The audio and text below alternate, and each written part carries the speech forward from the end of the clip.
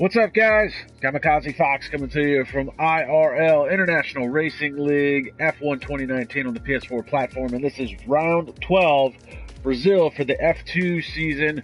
And this is championship weekend, and it has all come down to this.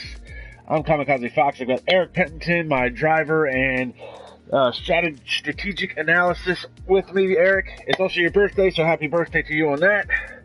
Thank you very much. It's always an honor to be here. And like you said, thank you for birthday celebrations. But Brazil, last track of the season, the finale, and the championship fight is going to be a juicy one between three drivers. Yeah, it has all come down to this. Amazingly, the last few rounds that we've watched, it is all unraveled for T. Jonas, who was the championship points leader for the majority of the season, if not the whole season.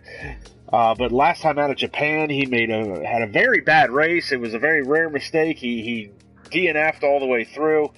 He also received 10 seconds worth of time penalties that will be assessed at the end of today's race.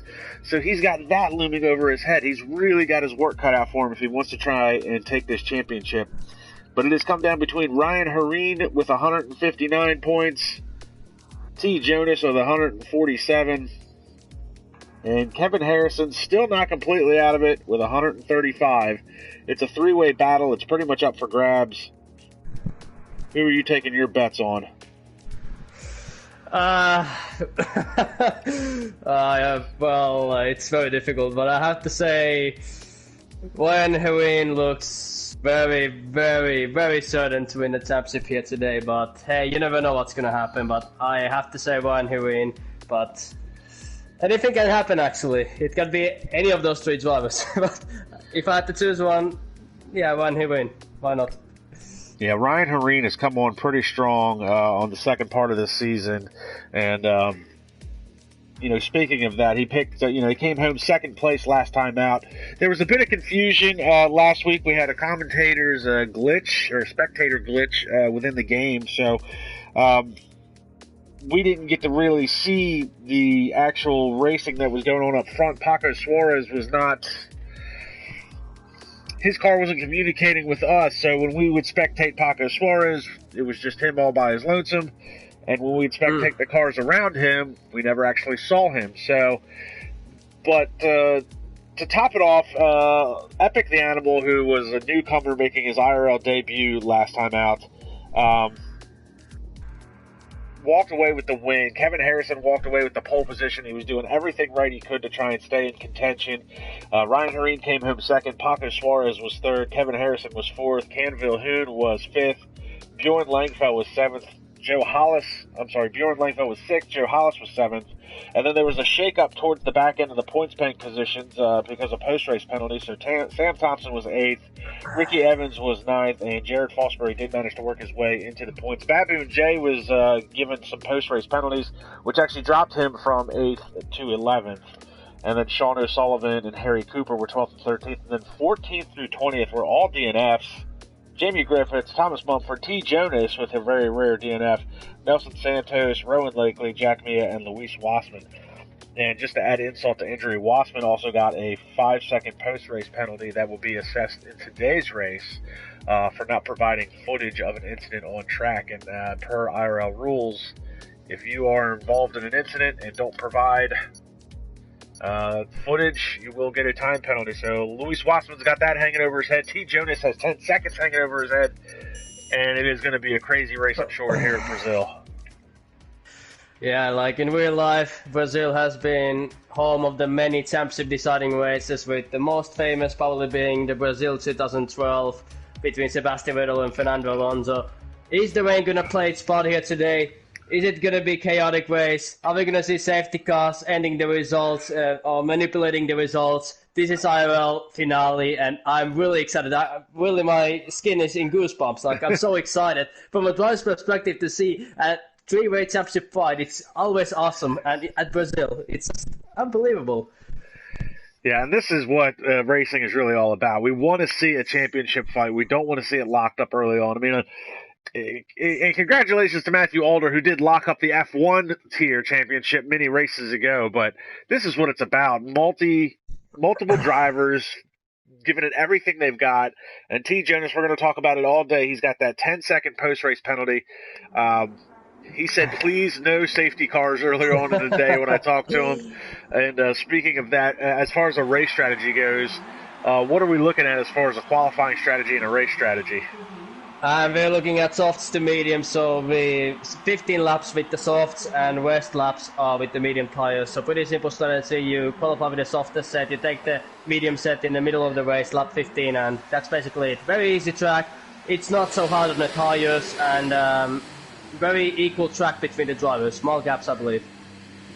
And from a Formula One standpoint, Brazil is actually a relatively short track. Obviously, very short Sector 1. Pretty much the straightaway, the Senna S's, and then turn 3, where a lot of drivers get caught 4 off. And then Sector 2 is, I think, probably the most critical part of the track. It seems to be where you can gain all of your time or lose all of your time. That very tight Sector 2. Yeah, the Sector 2, in my opinion, is the, well, those are the hardest corners you can actually do. The Sector 1, Sector 3, pretty easy, it's only straight line, and of course this the S sections in corner 1, corner 2, but yeah, middle section is the place where you gain all of your time. So if you're purple in Sector 1, it doesn't really mean anything in Brazil. You want to be purple in Sector 2. We've already got cars heading out on track. Looks like Cameron Armstrong is going to be the first one out on track to do a hot lap, and you can see he's already coming around, getting ready to start a hot lap. He's going to be in the McLaren today. And this is actually good. We might see a very interesting race because it's the last race of the Grand Prix. Even though some of these drivers are not in a championship fight, they want to end the season with a banger because you always want to have a good last race. So going towards next season, you can remember how you did in your, well, last race of the last season. Absolutely. Drivers are going to want to go out on a high note for sure. And, you know, the second half of this season has... Whoa! We almost had an incident there between a Red Bull and Cameron Armstrong, who's on a hot lap. And Kevin Harrison is doing donuts. He's just spun it. He's doing donuts. He must be the yellow flag in Sector 2. So, I'm not quite sure what he's doing. But maybe he's just celebrating his season already. Who knows, but he's just winning his star set. So, yeah. Seems a little odd for Kevin Harrison to be doing that. And it looks like V8 Field is already retired from the session. We'll go back to Cameron Armstrong. He was on a hot lap. He's coming out of the penultimate corner, as you would say, and then he's got this big dog leg straightaway, if you will, going up towards the start-finish line. So he's going to be the first driver to set a time in a 1:08.953. Now, what do you think we're going to be looking at as far as a pole time goes? We're going to see 1:07.8 or we're going to look 1:07.9, but either way, pole position is going to be 1:07. 1:07.9, 1:07.8, I believe it's going to be pole position for today's qualifying. And Bjorn Langfeld set the second time with a 1:09.247. Jamie Griffiths is a 1:08.9. Canville Hoon, 1:08.563. So time's starting to come in now. Joachim Storm with 1:10.045. It looks like he's a little bit off the pace. And he just blew the breaking point for turn 1 and off into the grass. We'll pick up T. Jonas. Looks like T. Jonas trying to work his way through some of the lap traffic. Slower cars, and that's another thing we don't really talk about a whole lot in Formula One's lap traffic, but on a small track like this, it could really be a factor. Yeah, it can be, of course. It's a worse scenario when it's a short track. Absolutely. It looks like T. Jonas has already invalidated his time. Looks like Kevin Harrison's on a proper out lap now. So he has gone over to medium tires. You see the first 5 fastest drivers are all set their times on the softs. And Harrison is back into the pits one more time. So Baboon J has set a time of 1:09.018 in the Toro Rosso. Now he picked up some post-race penalties as we talked about, dropping him from 8th to 11th. But he was also gotten an official warning for his driving habits on track, which has garnered him some penalty points as well. So if it continues, he could find himself looking for a different league to participate in. It looks like he's already invalidated his time on this one. Sean O'Sullivan and Ryan Hareen doing what he does best, 108.180. But I still have to say, even though Ryan Hareen might take pole position, but there's always that corner 1, corner 2. I remember in Brazil 2012, Sebastian Vettel took easy pole position, and what happened in corner 3, corner 4, he spun and he was in last place, so you never know what's going to happen. So yeah, it's a very short run down to the Senna S's. It's actually probably the shortest run down into turn 1 that is on the F1 calendar. So I mean, it's a very tricky section. I think them in Canada, I think, are the 2 shortest runs down to turn 1 before you have to slam on the brakes. So it could definitely cause an issue, especially when you have that many cars that close together. But Ryan Hareen, go ahead. Yeah, especially corner 1, corner 2, but also the straight line. When we go to the end of sector 1, you can also crash your car even there, because I believe these drivers are going to go side by side to 4 corners, so they have to survive the first 4 corners of the first lap. Yeah, that's that very hard turn 3 that a lot of drivers seem to go 4 off there or catch the curb. And it looks like V8 Field has officially left the session, so he will not participate today. He did mention earlier on in the day that he was having some internet issues, so he may still be having those internet issues. That's unfortunate for him. I'm sure he wanted to at least finish out the season. Doesn't look like we really have anybody on a timed lap. We'll pick up Paco Suarez. Looks like he might be on a timed lap. So even though we had that weird spectators glitch, Paco apparently ran a very good race last time out. Came home 3rd. I wish we would have actually seen the battling going on up front, but the timing and scoring was messed up. We couldn't see exactly what was going on with him, but nonetheless, third podium position for Paco Suarez, and I believe that's only his second one of the season. Second one, the first podium came in Monaco, where he won the race, dominant passion, and maybe this is start of the good things for Paco, but let's see what lap time he's going to set, and it looks like it's very good with mediums. Yes, it is. 109.175, not a bad time on the medium tires. I'm sure he's going to want to try and squeeze more out of that car. He is the fastest driver on medium tires as of right now. Joachim Storm, 110.045. Now, a lot of these guys that are on outlaps right now, especially mid-pack, set their times with the medium tires. They have now switched over to the soft, so we'll see what these guys can squeeze out. Luis Wassman has gone 4th quickest with a 108.744. Looks like he's starting a new hot lap as well. We'll ride along with him. He's got that 5-second time penalty looming over his head. We've got a yellow flag sector 2. And Logan in Toro Rosso goes P2, 108.186. That's a good lap from him. Yeah, Epic the Animal and Logan the American with that shock win last week at Suzuka. I think he even surprised himself, and he was really ecstatic about it. He's really enjoying his time in the league. He came over from the HTA RL, hit the Apex Racing League, the Assists League, and that kind of went defunct mid-season for them, so he switched over to International Racing League, and he's liking it a lot, and he's definitely been putting on a good show.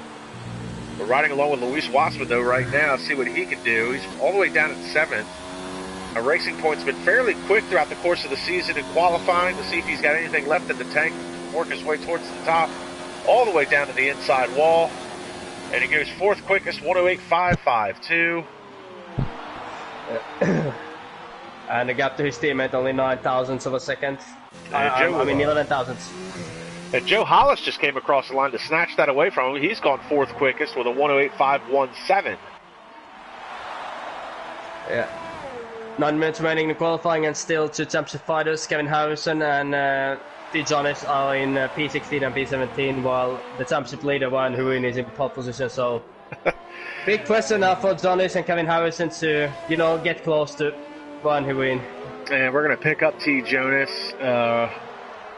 Actually, I think Kevin Harrison might even be. No, Keverson's in the pits. So T. Jonas, we're going to ride along with him. Looks like he's coming along to finish a hot lap. 108.479, only could garner 4th quickest out of that. Teammate. Well, I think if he starts behind his teammate towards the race, I think his teammate Langfell will let him go. I mean, they're the same nationality, they're friends with each other, they drive in the same leagues, they know each other for a very long time, so I believe. Yeah, but I think Bjorn Langfell's been a pretty good teammate throughout the course of the season for T. Jonas, so it wouldn't surprise me if he would let him through, especially to try and garner as many championship points. But again, though, and we're going to continue to talk about the 10-second post-race penalty that is looming over his head. Not to mention any in-game penalties that he might get. So, I mean, even if he gets those, 3-second time penalties throughout the course of the race, we still have to tackle in 10 seconds at the end of that. And this is really going to come down to, I think for the most part, this is going to come down to who's going to finish in front of who. If T. Jonas can finish in front of the whole field by a garner of 10-plus seconds, he's got the championship in the bag. He's got his work cut out for him. If Ryan Hareen finishes in front of T. Jonas, then Ryan Hareen's going to walk away the champion. And if Kevin Harrison somehow lucks out and Ryan and T. Jonas both DNF, then Kevin Harrison walks away with the championship. So it's unbelievable how much is up for grab coming into the final race. You don't often see this in real life Formula One racing anymore. Then it comes down to the wire like this. Yeah, exactly. And the gaps between the three drivers is marginal. Like Ryan Hareen has 12-point lead over T. Jonas, and then he has a 24-point lead over Kevin Harrison. But then gap between T. Jonas and Kevin Harrison is only 12 points. So it's either way. And we're going to pick up Kevin Harrison. Looks like he's finally starting a timed lap. He's out on soft tires. He's done his donuts. He's done a test run on mediums. He's now on a hot lap with the softs. He's pushing his car pedal to the metal. The Sector 1 16 and 8, it was a brilliant Sector 1. He's just pushing every single bit of that car, using every single inch of the track. He feels the pressure. He wants to be first ever two-time champion of IRL in consecutive seasons. That's what he wants to do.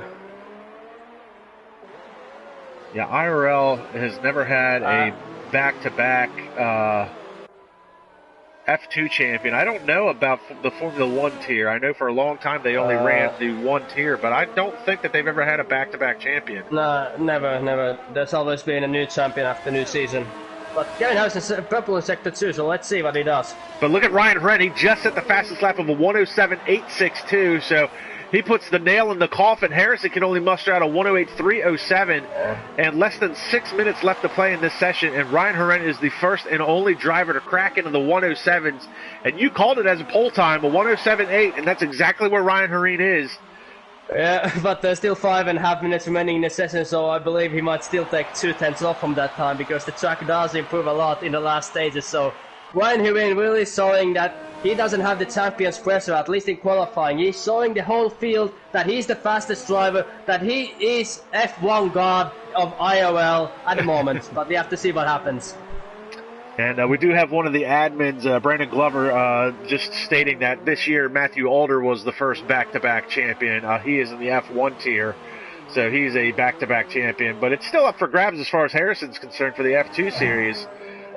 Fosbury tried to defend it last year from Harrison, and now Harrison's trying to defend his title from Ryan Hareen and T. Jonas. And always good to have Brandon Glover in the live chat. I'm always appreciative of the fact that the admins tune in to listen to me work. So, and now you work with me as well. So yeah, exactly. And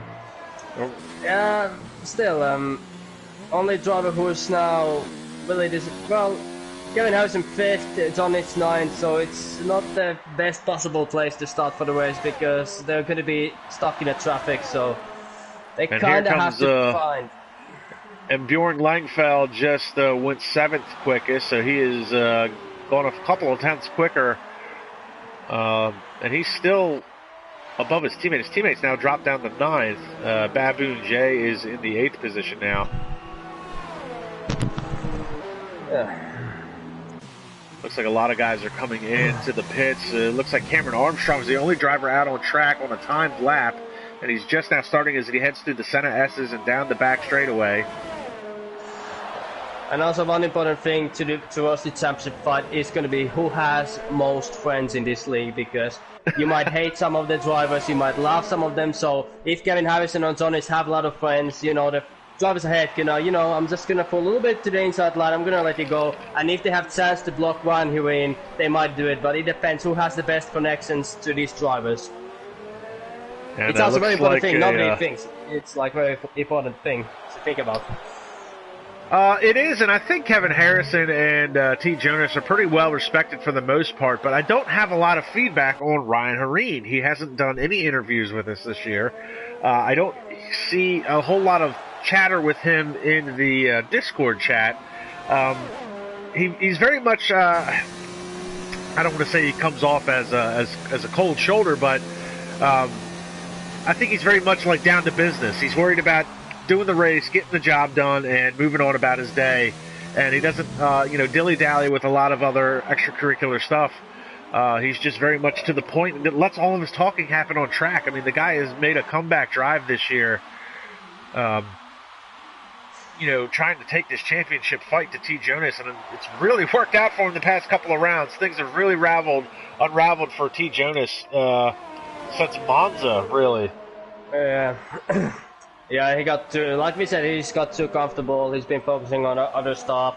He has that Norway League, he has those dirt rallies or rally things, and he probably thought that if I drive every race, P7, P8, I'd still win the championship. But then a few unlucky races where he crashed out, got penalties, lost the win in Monza. Those are the things that you really have to calculate during the season. Like, you can't really let your momentum go until the last race. That's just not how champions do. I mean, the first half of the season, it was basically T. Jonas. Up until France, which was round 6, he had 3 wins under his belt. He was the points leader. Round 7, Ryan Hurin, he took his second win of the season. And then round 8, T. Jonas, not on the podium. He finished 7th. Round 9, he wasn't even a part of the race that day. He missed the race. And then round 10, as you said, he lost out. He dropped all the way to 6th because of time penalties. Last week he had a DNF. It's just, as you said, the second half of the season is just really unraveled relatively quickly, too. Yeah, but obviously, yeah. And we saw Joe Hollis go 108.517. So we're going to pick up Epic the Animal, the American Logan. I'm not 100% sure what his last name is, but he's going to come across the line. And the Wolverine is out on track.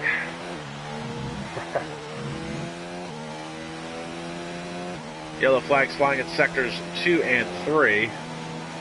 And Cameron Armstrong is officially retired from the session, so his time will be locked in at a 108.567.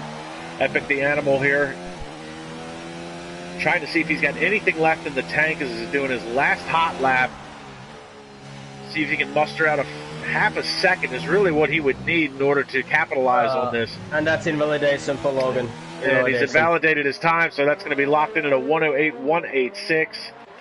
Ryan Hurin, he's on a flyer. He doesn't even really need to finish the lap at this point. Oh, Jesus Christ. This kid is something else. This guy is something else. The new pole position, the new king. Purple in sector 2. Here he comes down to the wall. And a 107.731.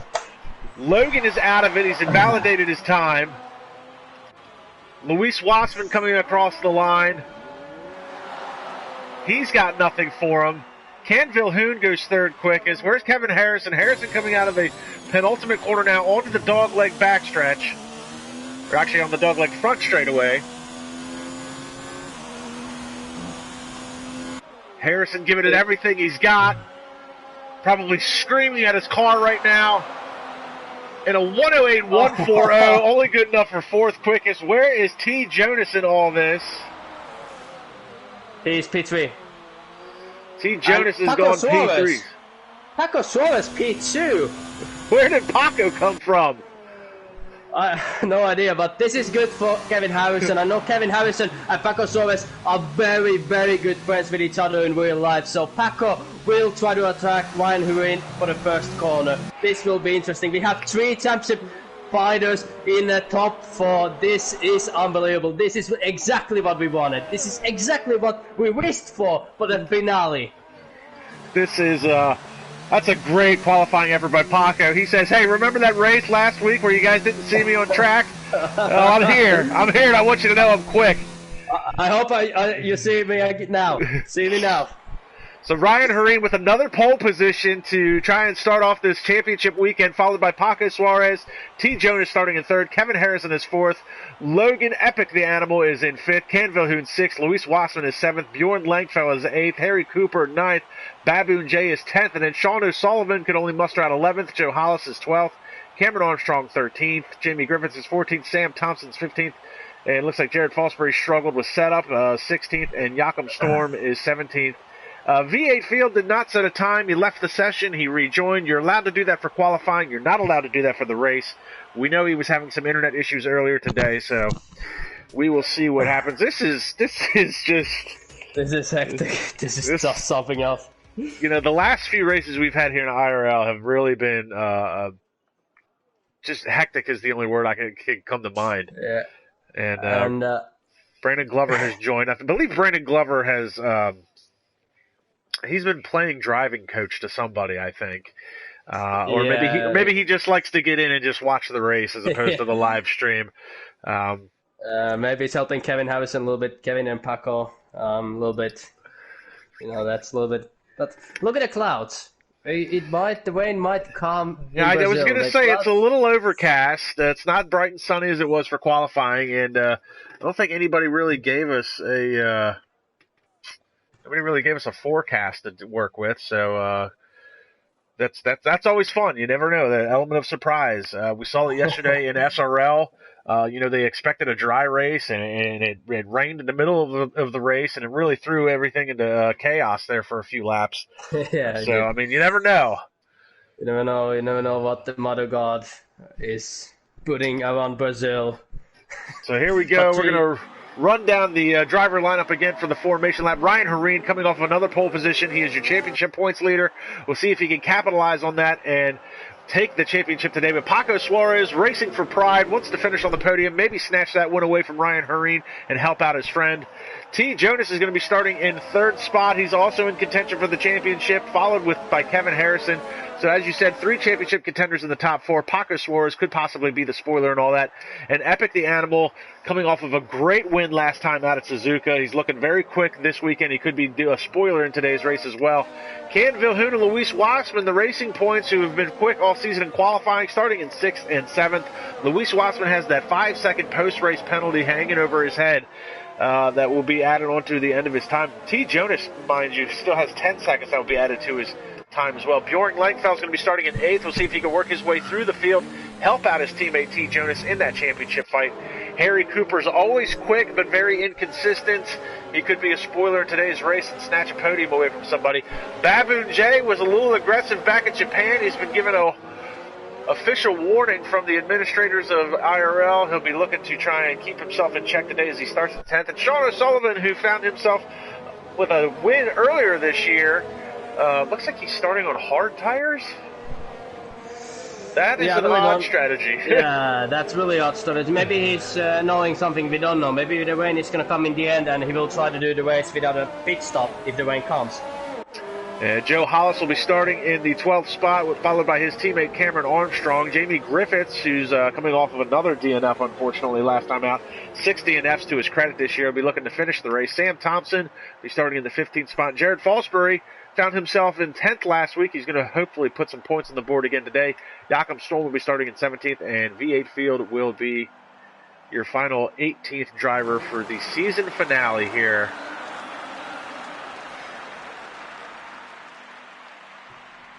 And we wait for the 5 red lights and what is surely going to be a hectic opening lap. Lights out, time to run what you brung their way to puff of smoke, and it looks like Paco might have gotten a little bit of a sleeping start there. He's got some guys trying to dive to the inside. T. Jonas going to go to the outside. Suarez does not make it easy for him. And now they're side by side heading through the center S's, and Ryan Hareen is already off to the races and pulling a gap. And now they're 3 wide behind him as they come down the straightaway. They fan out. Paco Suarez got caught napping at the start. And Bjorn Langfell is trying to make a move to the inside. It looks like Epic the Animal's lost a couple of spots. He's fallen down to 7th. Oh no, we've got a Williams into the wall. That's Jamie Griffiths, and it looks like he might have gotten hit by one of the Ferraris. And the safety car has come out immediately because of Jamie Griffiths, and that is going to be his 7th DNF of the season, and that is not going to want to be how he wants to finish it out. Looks like Joachim Storm T-boned him, and now Cameron Armstrong picks up a 5-second time penalty for a severe collision with Harry Cooper under the safety car conditions. Yeah, not even 5 corners, and we have a safety car already, so this is going to describe how the race is going to go throughout for the next 36 laps. I think we're going to see a couple more safety cars here today, so Ryan Hereen really cursing in under his helmet because he made a very big gap. He got a good start, but now he has to do it all over again, and he knows he has the angry Spanish driver, the El Matador of Paco Suarez, pressurizing him, so yeah. And T. Jonas has jumped into the pits. Maybe taking hard tires and going to the end, who knows? Or the mediums. Yeah, he's taking the mediums. Cameron Armstrong, 5-second time penalty for speeding into the pit lane. This is unbelievable. So T. Jonas, second in points, jumps into the pits. Would you have done that? I mean, you didn't even put 5 corners on the tires. It wasn't even a full lap. I mean, is it really worth switching over to mediums? If the rain comes in the middle of the race, I think it is, but if it's going to be a dry race, I wouldn't have done that. But like you said, we don't know the weather. Maybe the rain is going to come in lap 20, and the other drivers who did not do a pit stop have to do one more stop, and when the rain comes, they have to switch to intermediates. Who knows, but really our strategy from T. Jonas, but like we said, we don't know the weather. Like, if it's dry, I wouldn't have done that, but if the rain would have come, I would have taken the risk, of course, because he has 10-second penalty. You have to remember that. And Jamie Griffiths on the live chat saying it felt like he didn't hit the curb, but it felt like his car did. And it spun out on him, threw him into the wall. And then Joachim Storm came along and T-boned him. Storm had to pit for a new wing. So, unbelievable. Everything about this race this weekend is so far. I mean, we're not even a full 2 laps into this race. Qualifying was amazing. The opening stint here has just been already hectic. I mean, this has been a thriller, and we're not even close to being done yet. Exactly. We don't know how many safety cars are going to come. Is the rain going to come or not? And Jesus Christ, Ryan Hereen has to once again get a good start, because Paco Suarez will try to do everything to get ahead of him. They have everything planned in the garage of Kevin Harrison. He has to do it all over again. I'm very excited what is Ryan Hereen going to do after he starts. That is what I'm looking for the most now. And one thing we do have to watch out for that is going to be under some scrutineering is going to be the safety car glitch. If anybody tries to take advantage of it, it could cost them dearly, especially if you're somebody like Ryan Hereen. You're leading the race. You're going to be the control car. You take advantage of that safety car glitch, it couldn't come back to bite you at the end of the race with the administrators. So something that they're watching very closely after a couple of rounds ago. I think it was Monza, where there was some controversy over the safety car glitch. So something to keep an eye on as well. Yeah, exactly. And the safety car will be leaving after this lap. Drivers are going to line up now very shortly. Everybody has got up the safety car now, and yeah. Exactly. And it's at Fosbury also with the hard tires, so I definitely think that we might see some rain today.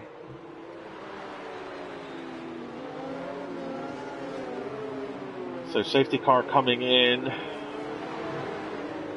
Paco Suarez all over the back of Ryan Hereen.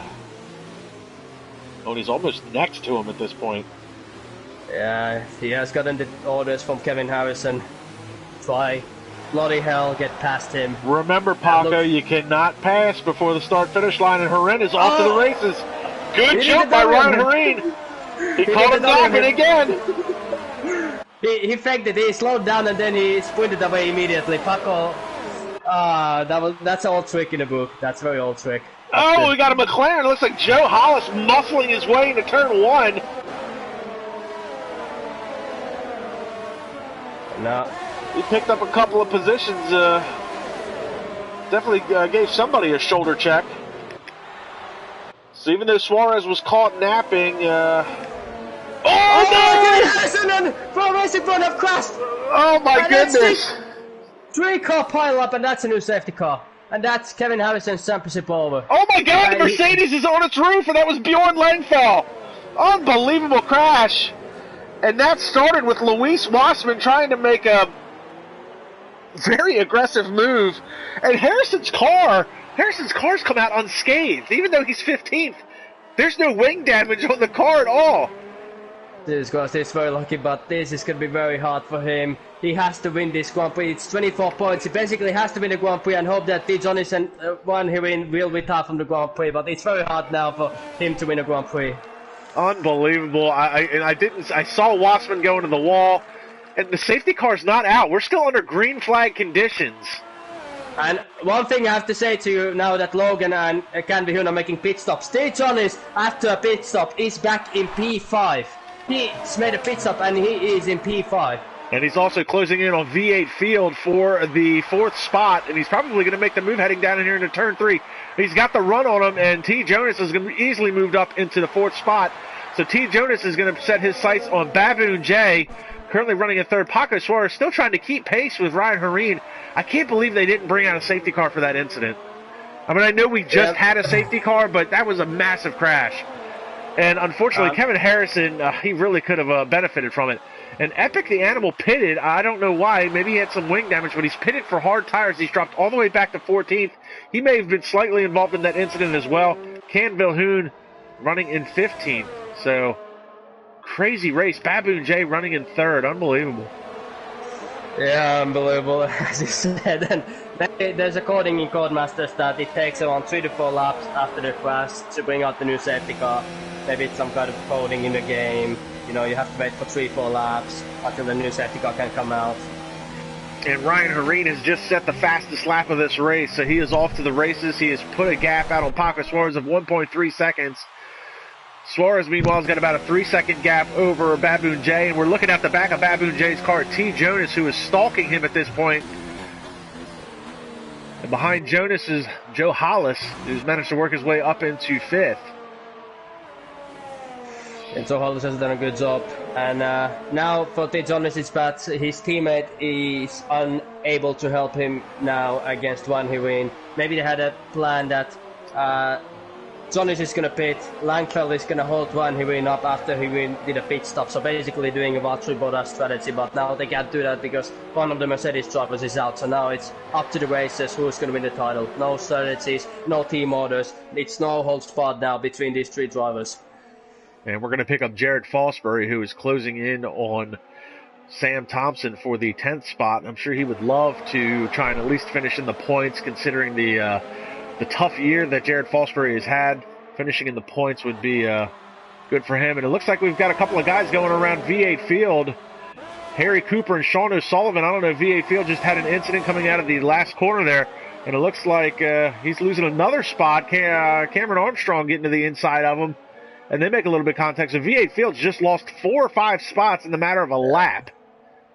And I think there's an order between Baboon J and Jonas because... Whoa! A big moment by T. Jonas trying to get around Baboon J. But it looked like the Baboon J let it T. Jonas go. He didn't even fight. He put the EOS to 0 when he saw Jonas behind him, and he's not even trying to attack him. So Jonas almost lost the back end of that car. Had a big slide coming out of that corner trying to get around Baboon J, but he's now moved his way into 3rd. So he is going to set his sights on Paco Suarez. And only 5 seconds to Van Hireen. And now Van Hireen has to make another pit stop. If we stay dry, how long are those soft tires going to last? Softs or mediums? Softs, because the... 15 laps, 15 laps, 16 laps. Okay, so Ryan Hareen, because he's got these 7-lap-old softs. He can do 8 more laps or 9 more laps until they start to collapse. And Cameron Armstrong and Harry Cooper going side by side. Cooper loses out on that battle. Cameron Armstrong moves up into the 7th spot. And V8 Field right behind him. So good mid-pack battles going on, but the talk of the town is T. Jonas and Ryan Hareen. And Canville Hoon just ran the fastest lap of this race. He is currently in 15th. He's getting ready to go around Epic the Animal. So Logan had a great qualifying effort, but unfortunately pitted, switched over to hards.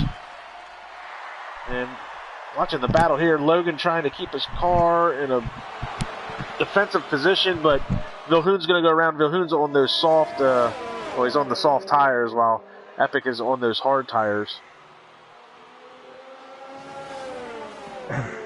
And in the front you can see that Ryan Hireen is just controlling the tempo, driving with full power in straight lines and really setting his tires in the corners, dropping down to second and third gear, ERS mode in the corners. So Ryan Hireen has everything under control at the moment. 1.8 seconds to Paco Suarez. And Zonis is catching a couple of tenths each lap to these drivers. And V8 Field just had a moment coming out of the last corner onto the dogleg straightaway where he lost the back end a little bit, so he lost the position out to Sam Thompson. So Sam Thompson takes over the 9th position. And there's a VSC.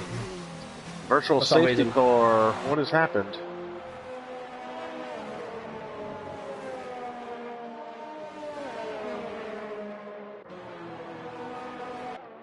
Well, not sure what the virtual safety car is for, but...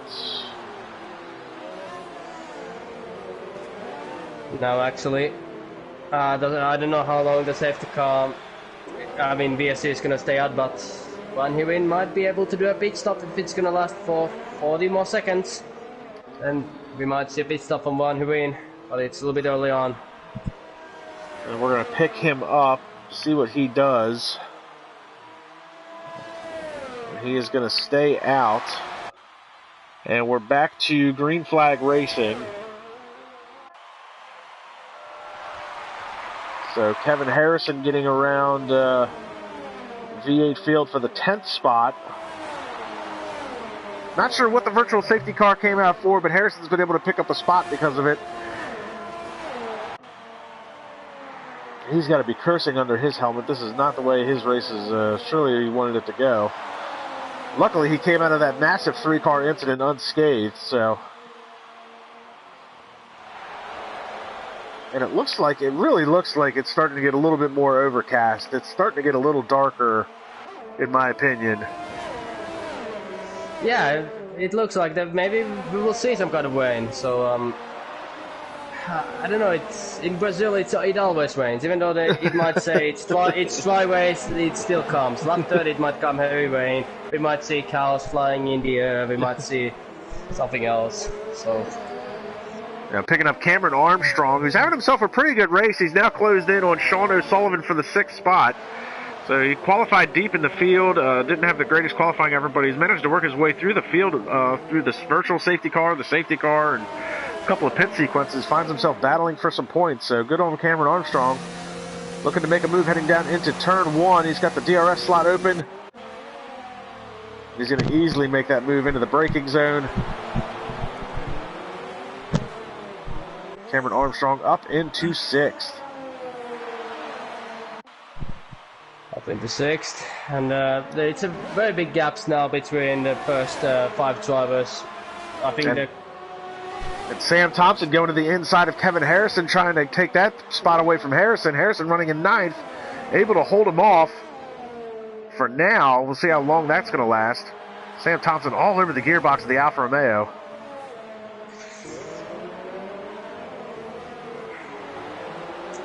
Yeah, it doesn't look good for Jonas, and it doesn't look good for Kevin Harrison, and not even to Jonas, because Ryan Hireen is still around 3 tenths faster with a softest tire than Jonas has with a fresher medium. So Ryan Hireen looks in control at the moment, and fastest lap with the 11 lap all tires. 110.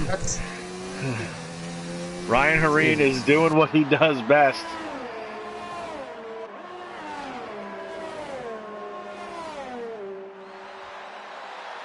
And Harrison able to gap Sam Thompson in Sector 2, so he's able to spread out that gap now.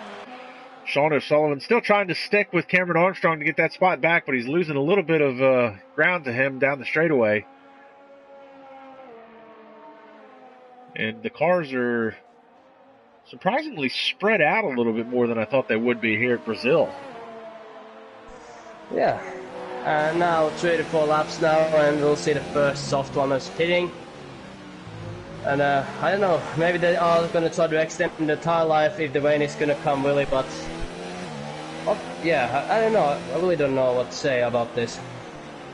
Well, Sullivan is now caught up to Cameron Armstrong in the Sector 2, so looks like Sullivan's got a little bit more mechanical grip in his car than Armstrong, but Armstrong's a little bit more slippery heading down the straightaways and able to gap the car. So a little bit of a battle going on here. It's a little bit of an accordion effect, in and out, and he can catch up in Sector 2, but he loses ground in Sectors 1 and 3, so he's got the DRS slot open. He's heading down the straightaway. Not going to be close enough here, but he might be able to set himself up for turn 3.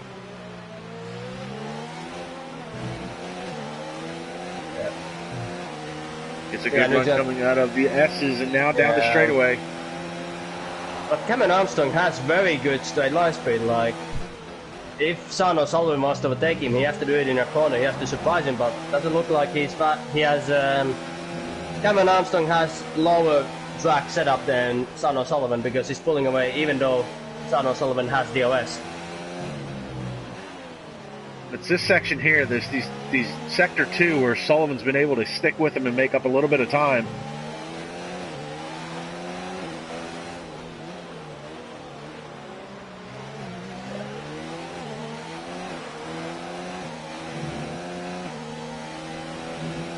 Yeah. A little bit of a moment there for Sullivan, and then back out on the straightaway. It's a really quick lap around here, but it looks like Armstrong's been able to gap him a little bit again. Yeah. He's playing the fuel game, EOS game. He's placing his car to the right places. He's just focusing on the corners. He knows where he needs to get a good exit, and he knows he has a low drag setup. So if he keeps doing like this and doesn't make a mistake, he will keep that P6 for a very long time. And interestingly enough, Armstrong is now actually starting to hold up a couple other cars as these two have been kind of battling it out. Harry Cooper is now a part of this battle as he is within DRS range of Sean O'Sullivan, and Kevin Harrison is in DRS range of Harry Cooper. So 4-car battle materializing here for the 6th spot. And I'm sure Harrison is, if you're in Harrison's position, do you try to be more aggressive or do you try to stay out of trouble at this point? I mean, he has nothing to lose. It's the last race, he can't get any penalties, so I would be as aggressive as possible. I would try to dive bomb the cars ahead, try to make sure, hopefully with my aggressive overtaking style, I would get past them, because he has nothing to lose. Why would you get away? Because your championship is really slipping away. It doesn't matter do you get a penalty or not, because it's the last race of the Grand Prix. If you're a true champion, if you won the championship, you have to take it, you have to take risks. And if you crash somebody out, you crash somebody out, but that's life. And Harrison, he's always been a little bit of a reserve driver. I've always felt he could be a little bit more aggressive as V8 Field picks up a 3-second time penalty. Yeah. He has got a similar driving style as Valtteri Bottas. He's calm, mature, technical guy, but that's not how you... That's not what he needs right now. Yeah, not in high-stake situations, not Bottas drive. He needs to be more like Max Verstappen. And Harrison, he's on the softer tires. Harry Cooper's in front of him.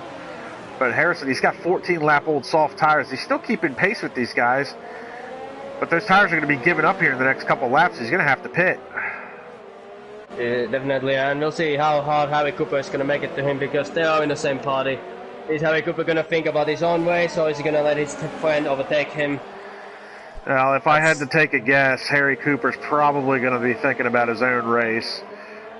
Cooper, I mean, we saw back at Hockenheim, he's very much about his own race, where he left, came back, was disqualified, but still won the race. Well, he crossed the line first. He didn't get credit for the win as he was disqualified. And it looks like O'Sullivan and Armstrong going side by side, and it looks like Sullivan's been able to take that spot back from Cameron Armstrong. It took him a number of laps to make that work, but good on Sullivan getting it back. Yeah, and now Sano Sullivan can pull away of this train now. Harry Cooper and Kevin Harrison have to get past of Cameron Armstrong, and like we've seen, he doesn't make it easy for other drivers to get past him. And pit stop is closing down, so I believe Ryan Hereen will be making his pit stop very shortly. He's probably just watching the gaps. And at the moment, if he would have done a pit stop, he would just come behind of. Oh, safety car. So now everybody's going to dive into the pits. Yeah, Jakob Storm. And I'm not even sure where he went off. Yeah, everybody's going to pit. It looks like he went off down here. He would have gone off at that corner. And this, but it's honest, he has to make another pit stop, but he's actually staying out. So he's not making his pit stop because he's with the medium tires. He needs clean track ahead of him, so he probably hopes that Ryan Huyn, Kevin Harrison and Paco Suarez are going to fight each other and he will be able to make that 10-second gap. Or then he hopes that Wayne will arrive. So T. Jonas, and he was catching Paco Suarez. He was just within the DRS range before that safety car came out.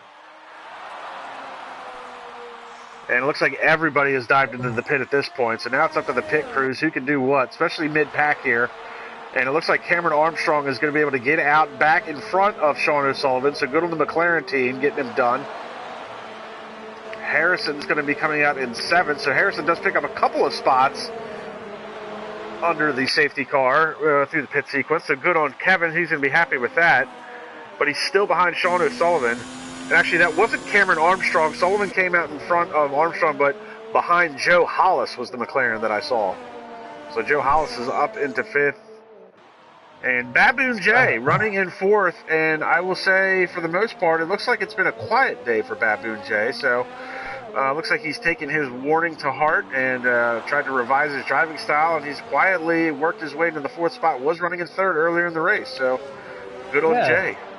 Good on him, good on him. That's hopefully he'll keep that momentum now for the next 80 laps. 80 laps in Brazil is still a long way to go, but be honest, if you're gonna watch the tires, he has 50 lap old mediums, and then Ryan Huyn, Paco Suarez, Baboon J, Joe Hollis, and rest of the field have fresh mediums. 0 laps doing mediums against Johnny's 50 lap old mediums. So the pace difference is gonna be around 1 second. I think T. Jonas is taking a gamble here and seeing if he can just get the car out in clean air, if he can make that 10-second gap, because he's got the 10-second post-race penalty that'll be added to his time at the end of this race. So it's another one of those scenarios, kind of like Kevin Harrison. I mean, what have you got to lose? You know, you got to go for it. You got to go for it. You're going to go for it. But even though T. Jonas would win, then it means Ryan Huyn has to finish in P4 for Jonas to win the championship. So because the gap is 12 points, he has to finish P4.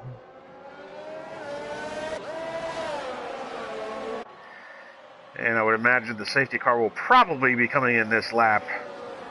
Maybe one more lap. One more lap. Not everybody has got up the safety car. It's been going to 3 laps and then it will leave. Sometimes it might even wait for everybody to catch up to safety car, and then when everybody is caught up to the safety car, it will do one more lap and then it will leave.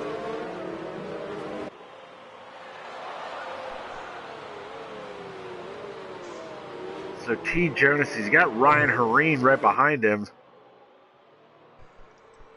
Now, if you're in Ryan Huyn's position, you're the championship points leader. You don't necessarily need to win the race, and you know T. Jonas has to make another pit stop. Yeah, but there's a problem. Look who's behind him, Paco Suarez and rest of the guys. If he is going to drive too cautiously, then he's going to get overtaken by Paco Suarez and Baboon J, and maybe Joe Hollis, and he might be in a crash also if he doesn't get past T. Jonas. So he has to be as aggressive as he's been before, and he has to get past T. Jonas as quickly as possible. There's no second places for Ryan Huyn either, or else he might compromise his whole race. And T. Jonas is very slowly taking him down the front straightaway. Yeah, he's trying to feed Ryan Huyn to the rest of the drivers. Yeah, that's tactical, that's tactical. There he goes. T. Jonas is off to the races. And Suarez trying to get to the inside of Ryan Huyn. Tries to dive bomb him, but he's not going to be able to make it stick. But T. Jonas with a good jump over the... Oh, and look at it, Baboon J goes around. Oh, and there's parts of wings flying everywhere. Oh, and Harry Cooper just hit Kevin Harrison. And Harrison somehow manages to save the car. But Harry Cooper gave him a giant shoulder check. And around goes one of the Renaults, and that's Sam Thompson. I can't believe it. I can't believe it. Once again, we have fatality. And look at Johnny's. He has over 1 second lead now to Juan Huyn and Paco Suarez. And Paco Suarez is now pressurizing Juan Huyn for position. And so is Joe Hallis and Sano Sullivan. And Kevin Harrison just cannot catch a break today. I don't know that it was intentional, but I mean, there was that incident with Baboon J. He fell through the field and he got shoulder checked by Harry Cooper, and he was running in 7th, and now he's back at 9th again. He's got his work cut out for him all over again. Yellow secretary, and there's a new safety car. Baboon J has retired from the session. And so is Harry Cooper, and that's a new safety car. That's a new safety car, and that's 7 retirements already. And what has happened here? Oh, there you see Baboon J's car. That's too bad. I'm getting good at this commentator's curse thing. Oh, and there's Harry Cooper's car. So big wreck on the front straightaway. So we were just talking about how well Baboon J was doing, and unfortunately, commentator's curse that takes care of Baboon J, unfortunately. Yeah, and because of that crash, Kevin Harrison is back in P7, back where he was before the safety car, so that's also very good for a championship fight. But it's the third safety car already, or is the second safety car? So this is the second. No, this is the third safety car. This is our third safety car. We've had one virtual safety car. We started with 18 drivers. We're now left with 12, and we're just past the halfway point of this race. And T. Jonas is probably shaking his head because he really didn't need a safety car to come out while he was in the lead. Well, maybe he can now feed Ryan Huyn back to Paco Suarez like he did before.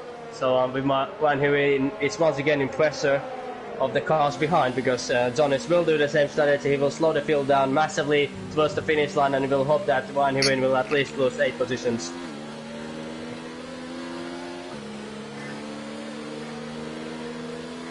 What an unbelievable race. This is a real championship race, like championship fight race. The script is everywhere. The game wants to give all of these drivers the championship. The game wants to give all of these drivers a chance for the championship. If the gap is too big, we'll bring another safety car and another safety car, and maybe even a rain in the end. And we see VA Field and Epic the Animal have switched over to soft tires. Jared Fosbury has just driven into the pits and switched over to soft tires as well. Yeah, 15 laps with softs. They're going to be won out in the end, but they have 10 laps around to be the fastest drivers in the track. And of course, T. Jonas' tires will fall out very shortly. He can do maybe 6 more laps with those tires before he has to pit. So there's also high stakes for him also. For T. Jonas.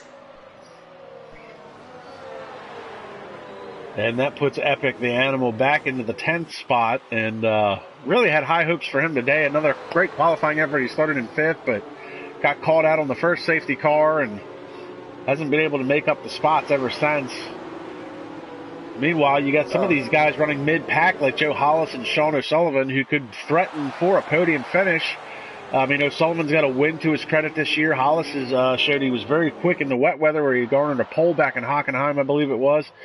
So, and then you got Suarez racing for pride and wants to try and help out his friend as best he can, but he's got to get in front of Ryan Huyn in order to make it happen. And once again, the safety car is going to go in, and we'll ride along with Ryan Huyn and watch what T. Jonas does under this he's green flag restart. Yeah, it's like a fisherman feeding the worm to fishes, and Ryan Huyn is the worm. And now we'll see, does Paco Suarez and Joe Hallis catch the bait or not? Are they going to try to catch Ryan Huyn or not? But we'll see. Overtake him, I mean. This is going to be extraordinary. Because they can't overtake before the finish line. And T. Jonas is off to the races once again.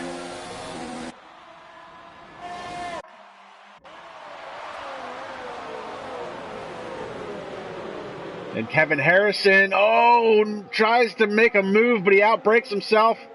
Luckily, he didn't lose a spot, but he's got Ken Vilhoen all over the back of him. And that's a drag race down the straightaway. And I guess there's no love lost there. Vilhoen is not going to make life easy for Harrison. He pushes him wide off the track. And now Harrison is in danger of losing another spot to Epic the Animal, and Epic's going to be racing for Pride. It's only his second IRL race. He's not familiar with what Harrison's had to go through this year, so he's not going to make life easy for him either.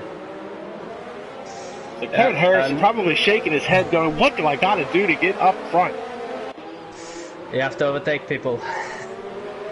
That's the thing, and now Van Huyn is really pressurizing Tijonis, so now we see that 15 lap difference between the mediums. He has 20 lap old tires and Van Huyn has 5 lap old tires, and now Van Huyn is pressurizing him so much. But the DRS is not available yet. It's not available. You know, interestingly enough, if you were T. Jonas, do you try to pull Lewis Hamilton and back Ryan Hereen up into Suarez, hoping Suarez will overtake him? Yeah, I would drive very slowly in the corners and in straight lines. I would try to get good exit from that previous corner where the long straight line comes and just try to be as slow as possible so that Paco Suarez and the rest of the guys are going to pressurize him.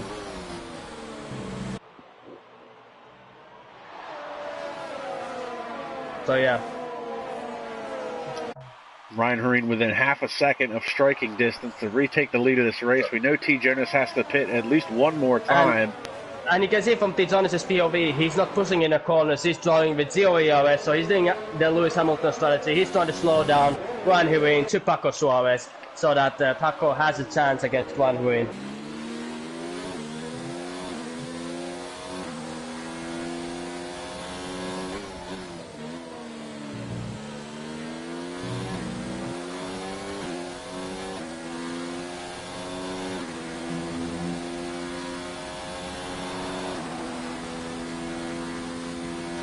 And we do ride along with him. He's using a little bit of ERS down the straightaway, but also trying to reharvest it. DRS has been enabled, so now he's really going to be under threat, because Ryan Hereen's going to have that DRS advantage. Yeah, but now we'll see what's going to be how T. Jonas' setup is, and it doesn't look like Ryan Hereen.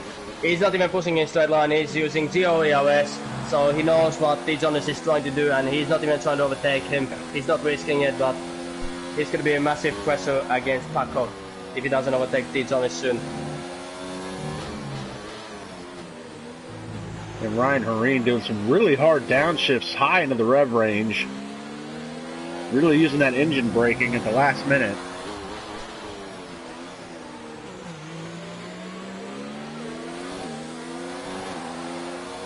Yeah, but it doesn't look like Paco is keeping up with Ryan and T. Jonas, even though Jonas is trying to slow down Van Huyn, but Paco is not closing down on Van Huyn either. You know, Paco is in threat of losing that third spot to Joe Hollis. And again, Hollis, I mean, a lot of drivers out here racing for Pride at this point. I mean, Hollis is one of them that's going to want to try and finish as best as he possibly can. Look how close Van Huyn is now. And out of the center S's. Oh, Hereen's got a good run coming out of there, and he's got the DRS. He's not going to be close enough to make a move at the end of the braking zone, but could be setting him up for a pass down the front straightaway.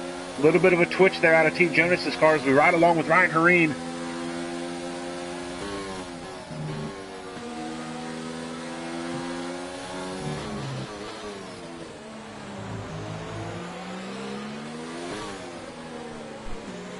Eleven laps left to play in what has been an epic championship fight for sure.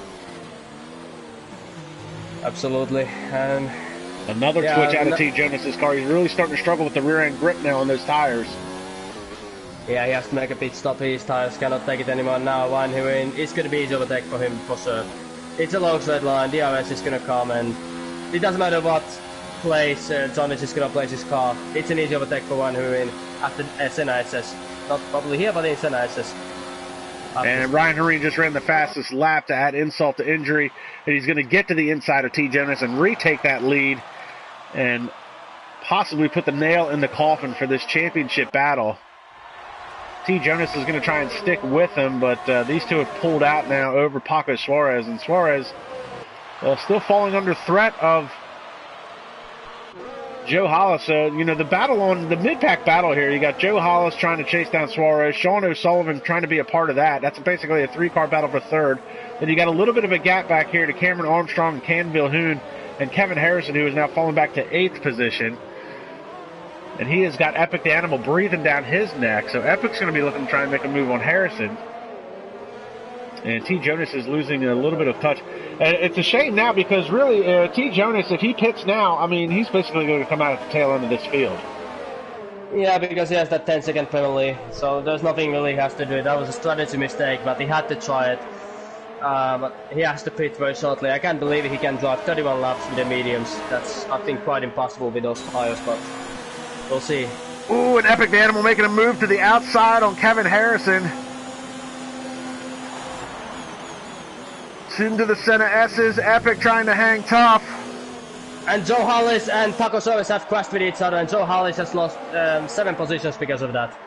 Oh, and look at this, Hollis all the way down into 9th. Suarez is down into 4th, and Sullivan is finding himself on the podium position again. And Cameron Armstrong all over the back of Paco Suarez now. Meanwhile, yeah, Epic is still trying to find a way around Kevin Harrison, so... Yeah, it's very hard when you have a train of cars. Kevin will get a DOS from the car ahead, and then Logan will get a DOS from Kevin Harrison, so... We're riding along with Logan.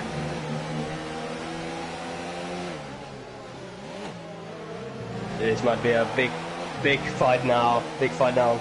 Yeah, the mid-pack battle fight here is absolutely ridiculous. It's 5 cars shuffling for basically one spot.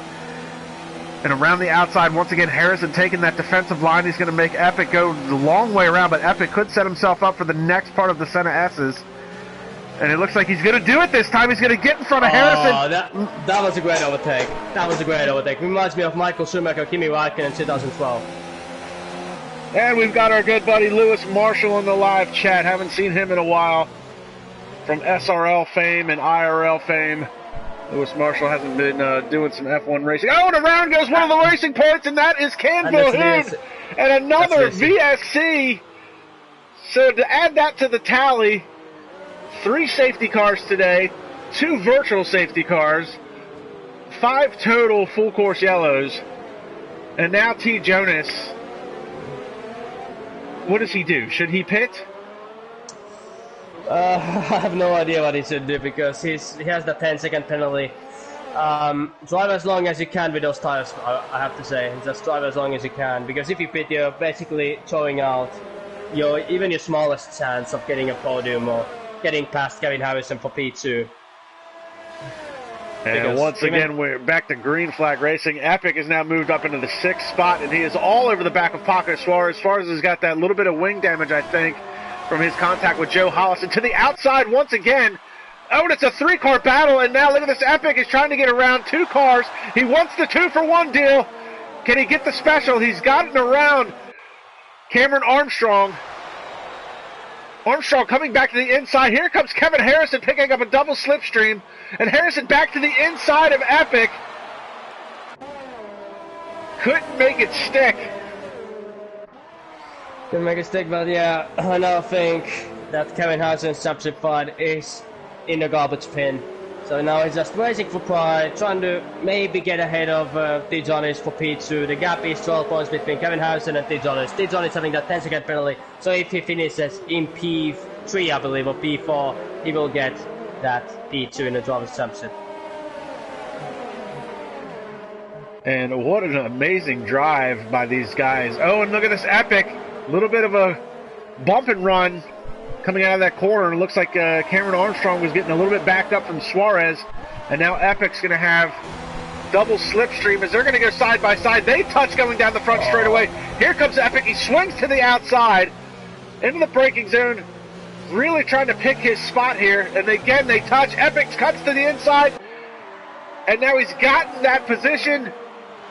T. Jonas has a puncture! T. Jonas has a puncture! So, he has actually crashed out, but that's his championship pole. I really thought he has a puncture, but he's just crashed out. And that's T. Jonas' championship challenge over. It's all in the garbage bin, and it's going to be P3 or P2 in a driver's championship. And now, all of a sudden, Epic the Animal finds himself battling for the 3rd spot as he goes around the outside of Cameron Armstrong. Armstrong does not want to let it go. Oh my god, this Armstrong is a great having battle. himself a great race as they battle side by side through Sector 2. And now Armstrong's going to finally get back out in front of him. Epic goes to go to the inside. Meanwhile, Sean O'Sullivan finds himself in a podium spot. And it's just like when he won earlier this year. It's in the most unlikely fashion. He doesn't find himself actually battling for position that much when it comes to his podiums. He just seems to get the luck of the draw between the safety cars and incidences on track. Yeah, that's what it looks like. But he's performing well, very consistent driver. And yeah, I have to say that, of course. And now Jonas is pitting and he's going to be down in P11. Epic finally gets around Cameron Armstrong to pick up the third spot, but I don't think the battle is done. So we have a comment from Lewis Marshall. Why on earth did Jonas do 28 laps? Well, because safety car came in lap 1, Lewis, and Jonas had that 10-second penalty. And he was hoping for Wayne probably to come and switch to intermediates and probably make 10-second gap doing that or something like that. But he had 10-second penalty. He tried to risk it, but it failed. Yeah, that's the big talk of the town, is that T. Jonas had the 10-second post-race penalty to be added on to his total time at the end of this race. He's second in the championship points. He was only 12 points behind Ryan Hareen, so he was trying to gamble on strategy and hopefully gap Ryan, but unfortunately that did not work out. And it looks like this championship, with 5 laps to go, is going to fall into the lap of Ryan Hareen. And Epic just ran the purple sector too, so good on Epic. He's trying to close that gap down to Sean O'Sullivan. It's only 1.7 seconds. Meanwhile, Kevin Harrison trying to make a move on Paco Suarez for the 5th spot. And Harrison's going to try and stuff it down the inside. They make contact wheel to wheel. A little bit of bump and grind, and Harrison's into the curbs a little bit. He's got a good run coming out of there, but now they're side by side, and Joe Hollis has got the double slipstream. He doesn't know where to go. And Harrison's still trying to stick with him. And now Harrison pushes Suarez a little bit wide coming out. Oh, Harrison's lost the car! And Kevin Harrison has lost the car, and he's into the wall. No. Kevin Harrison, championship. Ladies and gentlemen, your new IRL Formula 2 World Champion of the World, Dutch driver Ryan Hareen. That's just what it is. Well, Kevin Harrison didn't have the mental head this season. Very disappointing season in my opinion. He can look in the mirror, just say, P3, a last time a champion. What did I do wrong? Well, you didn't prepare yourself for this season, but there's always next season, so but still. Very disappointing for Kevin Harrison. So all Ryan Hareen has to do is basically finish the race at this point, and yes, champion, he can retire from the race. He can do donuts because Jonas is P11, Ryan Hareen is leading. Ryan Hareen had 12-point lead over T. Jonas, 24-point lead over Kevin Harrison, so he can just do donuts for the last lap and he would still win the championship. Because T. Jonas has the 10-second penalty, so it's all over now. It doesn't matter what happens, it's all over.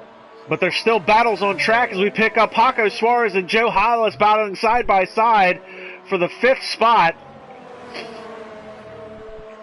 And this is the battle that has not quit. It looks like Epic just ran the fastest lap of this race with a 1:09, so he's starting to get down towards some qualifying times. But there's a 3-car battle going on. This is Paco Suarez with Joe Hollis and Sam Thompson, and Hollis finds himself the meat in the middle of a Renault sandwich. Meanwhile, Epic is still closing the gap down to Sean O'Sullivan for the 2nd spot.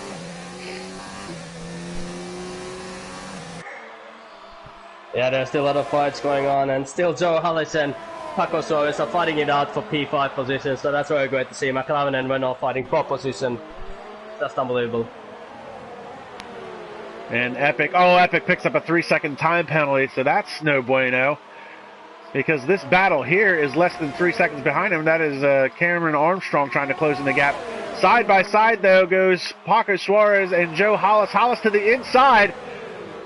Oh, and he lost the front end trying to stuff it down in there. So Suarez gets a little bit of a reprieve, but he lost the back end, cuts across the grass. And now Hollis is going to catch back up. Oh man, this is good. Paco and Joe Hollis bringing the entertainment. The race has been so entertaining. So much script, so much dead bodies, so much tears, blood and everything. Like we've had almost 10 retirements from the Grand Prix. We started with 19 drivers, now we have 10. T. Jonas in P10, and just unbelievable race. Just unbelievable. Brazil never disappoints. It just never disappoints. It never has, and it's a damn shame that FIA took it off of the actual F1 calendar. I think that was a bad move, but life goes on, unfortunately. Hollis still trying to find a way around Suarez. He ducks to the inside. It looks like he might have it this time, getting down into turn 1. Suarez late braking, sticks to the outside. Suarez will not make it easy for him, and they bump again coming through the Senna S's. And now here comes Sam Thompson. Thompson's got a great run, and it looks like he's going to get by his teammate, and they're squeezing each other, and Thompson's going to try and get the 2-for-1 deal, but he can't make it work, and he lost out on it. He lost out on it, but this is going to be a last three-way fight for them. Look how much they go side by side. This is racing. This is racing, ladies and gentlemen. This is what racing driving looks like. This is Hollis just unbelievable. Back to the inside. They're side by side heading through Sector 2. Suarez saves it and dives it down to the inside. Oh, and they made contact. Sam Thompson does get the 2-for-1 deal. He's gotten around Suarez and Joe Hollis. They made contact. It's Renault boys going side by side with each other. And Sam Thompson says, I want this spot, and Parker Suarez is going, hey, I'm supposed to be the A driver. You're supposed to let me finish first. We'll see what's going to happen. Who has the bigger cojones as we go to the last lap? The two Renault boys are going to scrap it out for P5. And Paco Suarez trying to close in on his teammate. He says, I'm the Ricky Bobby of this team. Let me by. Oh, man. But it looks like Sam Thompson has pulled away now, and Paco Suarez won't have any places to overtake anymore. But that was a great overtake from Sam Thompson. And now, Ryan Hirin is coming towards the end of Sector 3. He's done everything right this season. He came here 3 out of 3, and he's about to take a win in Brazil, and he's going to win the championship by over 30 points. He's done everything correct this season, and he's your new World Drivers' Champion. Ryan Hirin, unbelievable drive, especially in the second part of the season, on his way to pick up what is going to be, looks like his third win, only his third win of the season. And he's going to win the race. He's going to take the championship. Truly deserved. That is his fourth win of the season. Sean O'Sullivan comes across second. Epic the Animal is third. Cameron Armstrong was fourth. Sam Thompson, with that great last-ditch effort on the final lap, comes across in fifth. Paco Suarez is sixth. I'm sorry, because of time penalties, he is seventh. Joe Hollis gets fifth because of time penalties. Jared Fosbury is eighth.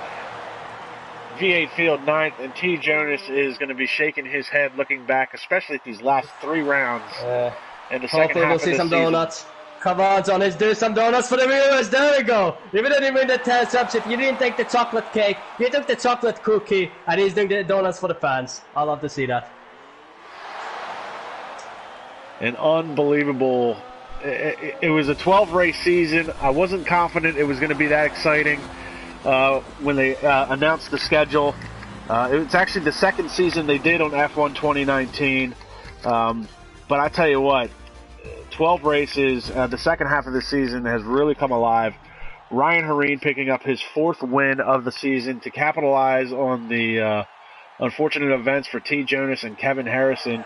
And T. Jonas is really going to be shaking his head. I think he's going to look back at the second part of the season and go, what happened? Because it's not as if Ryan Hirin, Ryan Hirin was here all year just as T. Jonas was, but...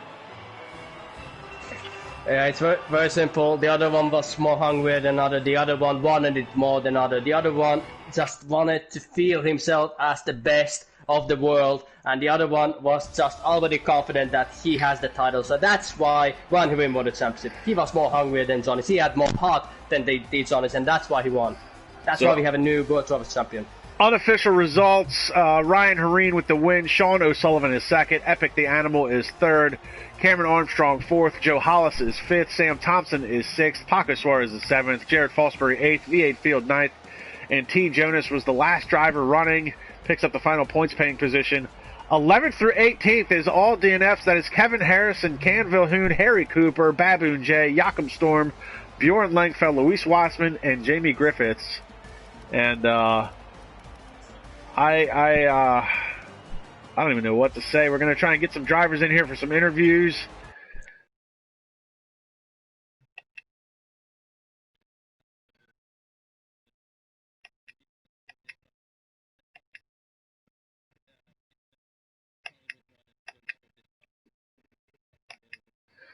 So we'll try and get Ryan in here, but Ryan has not done a Ryan has not done an interview with us all year. And do I not have Epic as a friend? I thought I had Epic as a friend.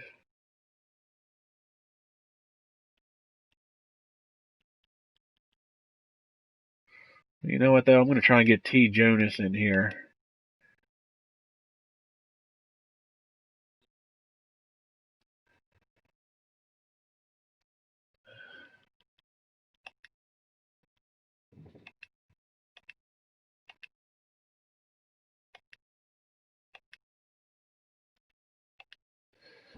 All right, so we got the invites out for some driver interviews. Ryan Hareen, as I said, he hasn't done an interview with us all season, but we'll see if he shows up. But he did all of his talking on track the second part of this season, and really he's been fast all year. He totally deserved it. He was the fastest driver of the whole season. He has the most pole positions. He has 4 race wins. The races he won was dominant fashion. He was hungry. He had heart. He had the heart of a champion, and that's why we have a first ever Dutch world champion of IRL, Dutch nation. You know, and interestingly enough, the top 3 drivers in the points this year were also the first 3 drivers to win a race this season. T. Jonas won the season opener at Austria, or was it Australia? And then Kevin Harrison won round 2 at Bahrain, and then Ryan Hareen won round 3 at Spain. So from the get-go, the top 3 finished the top 3, and looks like we got a couple drivers in here. I want to talk to T. Jonas first. Hard loss today. It looks like you gambled with tire strategy, hoping that you'd be able to gap the field, but unfortunately your wishes did not come true, and we had multiple safety cars today. Recap the race, and how you feeling in the midst of this championship loss? It's not that bad, I think. I'm happy that I put on a fight for the championship today. It's hard with a 10-second penalty coming into this round, and I knew that if it was gonna happen, it couldn't be any safety cars, because then it's not enough laps to get the necessary gap. And I feel like I was on a very good strategy before the second safety car. Almost catched up to Suarez and Ryan. But then I didn't really want to follow them into the pits, because I knew it would be impossible to beat Ryan by 10 seconds if we were on the same strategy. So I hoped for another safety car, and the safety car came 5 meters after I wasn't allowed to cross over, and didn't get a lap in. So I just did my only chance really to. And now, looking at the season and how it went, especially in the second half of the season, things definitely seem to unravel for you a little bit the last few races.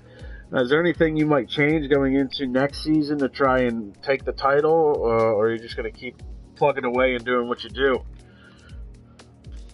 We'll see. I'm trying to make changes. We're having a couple of mental trainers in TNR, and I've been getting very good results from what we're doing with them. So hopefully that can bring a boost into the next season if I race there as well.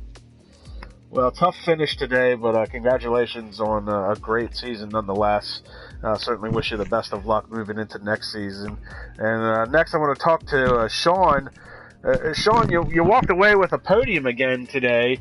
You find yourself on the podium only a couple times this season. You had the one win, you got a podium today, but it seems like in both instances you got there as like a byproduct of circumstance, you really didn't have to do a whole lot of fighting to try and take those positions. How's that feel coming home with another podium finish?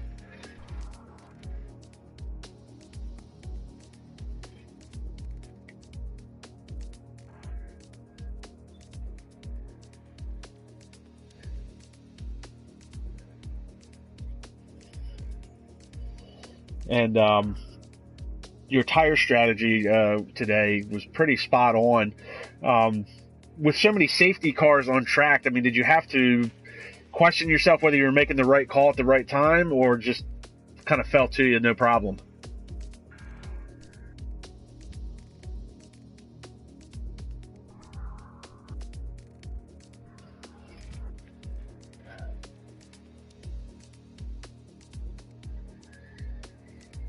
Well, congratulations on another podium finish. And moving into next season, is there anything you're going to change moving into next season to maybe be a little bit more competitive, or just kind of keep doing what you do?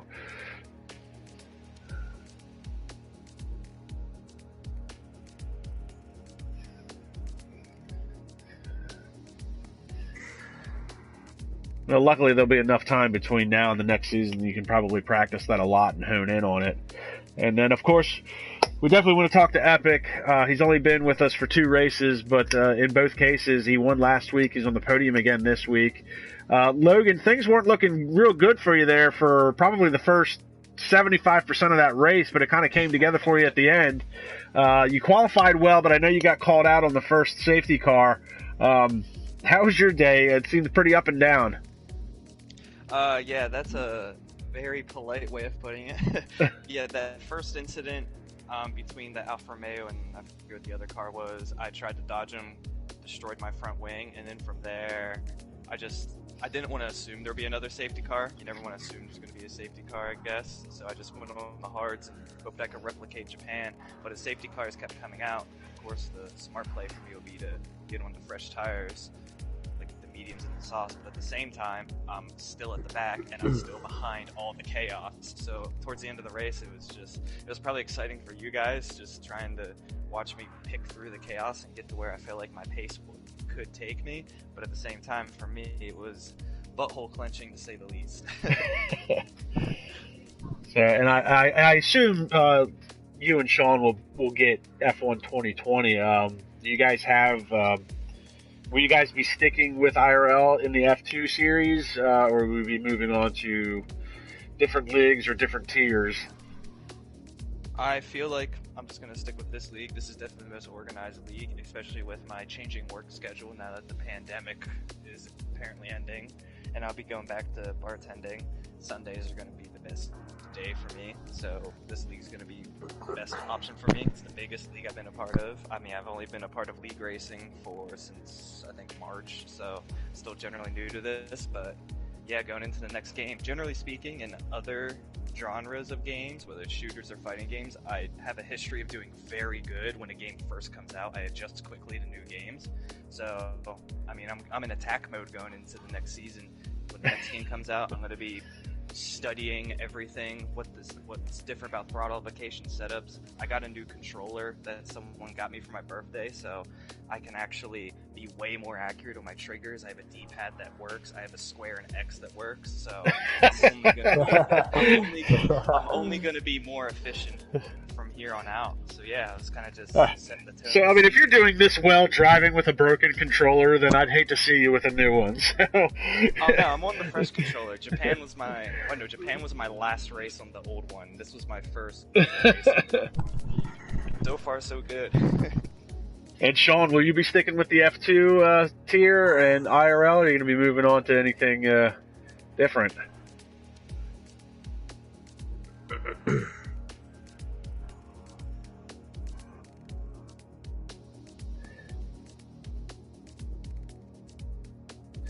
And you actually started off this season as a reserve driver, and after having some really good runs as a reserve, you had that win that was kind of gifted to you. I mean, you did finish on the podium, but you got the win by a post-race penalty.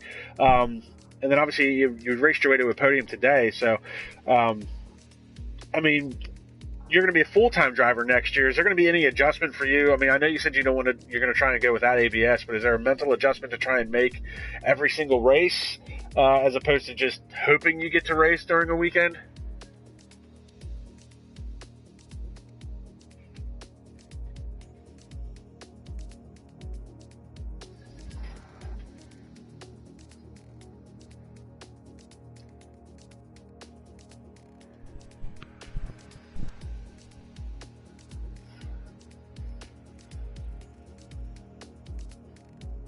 And you bring up a good point there. You said you were a little passive. I mean, was that just because you were a reserve and you weren't necessarily a part of the championship fight, knowing that you were just kind of passive because of that?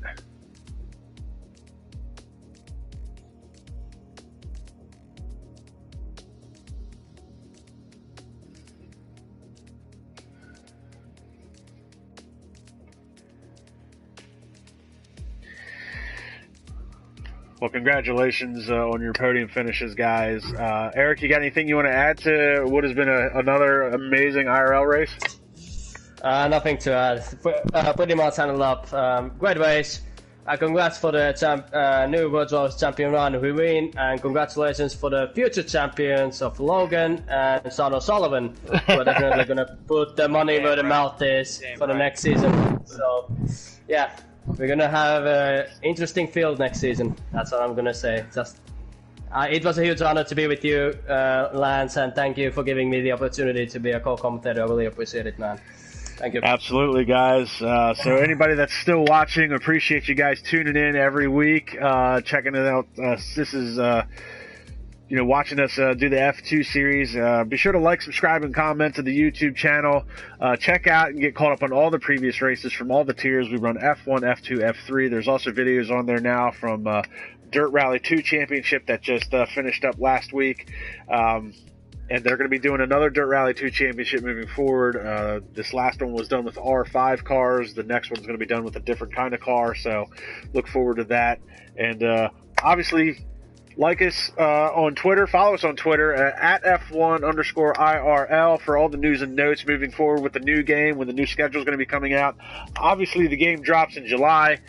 Next season probably won't kick off until August or late August, early September.